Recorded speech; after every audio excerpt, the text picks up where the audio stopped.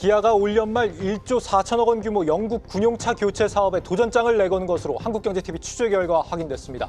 한국형 험비라고도 부르는 소형 군용차 KLTV가 그 주인공입니다. 경쟁국 대비 반값 수준인 가격 경쟁력과 유지보수 정비 역량을 바탕으로 K방산 수출 열풍에 동참할 수 있을지 기대됩니다. 네, 사안 단독 취재한 배창학 기자 나와 있습니다. 배 기자, 이 영국 사업 입찰이 언제쯤인가요? 일단 영국 군 당국에 따르면요, 영국 국방부는 오는 12월 1일부터 연말이죠. 이 영국군의 군용차 교체를 위한 사업을 공고하고 입찰을 받습니다.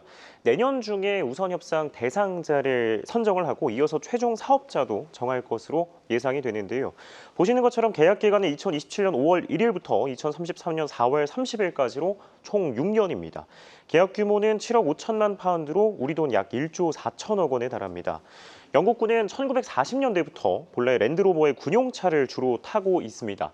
특히 이 디펜더의 전신인 시리즈 1의 경우는 6.25 전쟁에 참전을 해서 우리 군의 전장에 발휘되기도 했었습니다.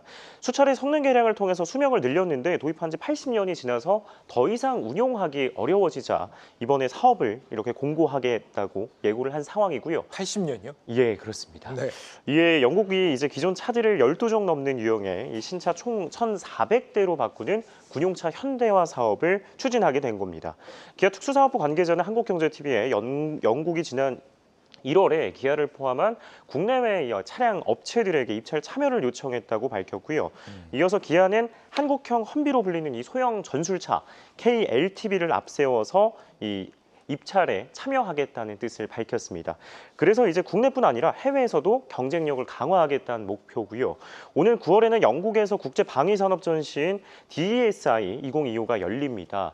여기서 기아도 부스를 꾸려서 직접 KLTV 실물을 전시하며 이 시장 경쟁력을 강화할 수 있는 행보를 이어가겠다는 방침입니다. 역시 이제 군인들이 닦고 조이고 이런 걸 잘하기 때문에 80년도 쓰는 모양입니다. 네. 지금 랜드로버 지프에 이어서 얼마 전에는 폭스바겐도 군용차 시장에 공식적으로 뛰어들었다. 경쟁자들이 아주 쟁쟁한 것 같은데 지금 기아는 경쟁력이 얼마나 됩니까, 여기서? 이게 대중들에게 잘 알려지지 않았는데 기아도 우리 K방산 업체 중에 하나입니다. 네. 이 기아의 군용차들은 우리나라뿐 아니라 이미 전 세계 곳곳에 진출해서 운영이 되고 있는데요. 여기에 이제 중심에 있는 것이 바로 앞선 소형 전술차 KLTV인 K151 현마입니다. 미군의 주력 군용차 험비와 유사한 생김새로 유명한데 뛰어난 가성비로 찾는 국가들이 많은데요.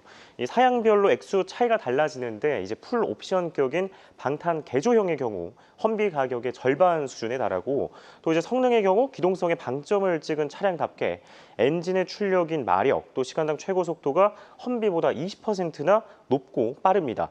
지난해 단종된 기아의 오프로드 SUV인 모하비를 이 프레임을 기반으로 한 플랫폼이고 군용 맞춤형으로 엔진도 튜닝해서 탑재를 하고 있는데요.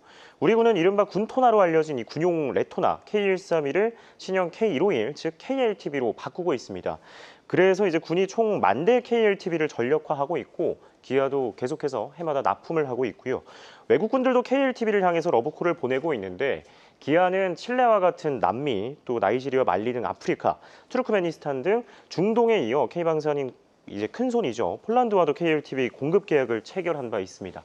특히 폴란드와는 지난 2023년 400대를 납품하는 총 4천억 원 규모의 계약을 맺으며 군용차 선진 시장인 유럽에서 성과를 달성한 바 있습니다. 기아는 이제 폴란드에 이어서 영국에서도 이 KLTV로 쾌거를 거둬서 현지에서의 입지를 다지겠다는 계획입니다. 근데 이게 80년에 한 번씩 바꾼다는데 군용차 시장이 일반 승용차나 상용차보다도 이 돈이 되는 시장 맞습니까? 어떻습니까? 일단 이 결론부터 말씀을 드리면 당장은 승용이나 이 상용만큼은 아닌데 나중에는 군용이 더 큰 돈을 벌어줄 가능성이 큽니다. 그래서 완성차 업체들이 현재보다 미래를 보고서 투자를 하며 공을 들이고 있는 건데요. 시장 조사기관에 따르면 금액 차이가 나긴 하지만 올해 글로벌 군용차 시장 규모는 최대 64조 원을 웃돕니다.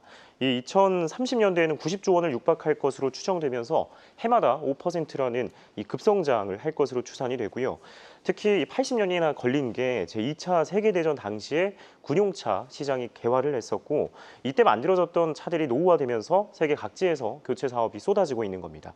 기아도 국내에서 해외로 자연스럽게 눈을 돌리게 된 이유이자 배경인데요. 기아는 1973년 방위산업체로 지정된 이래 국내 최대 군용차 생산업체로 활약을 하고 있고 이 우리나라라는 휴전국에서 50여 년간 실전 운용을 한 점도 전 세계적으로 높은 평가를 받고 있습니다. 큰 장이 서는 거군요. 예. 산업부 배창학 기자의 단독 보도였습니다.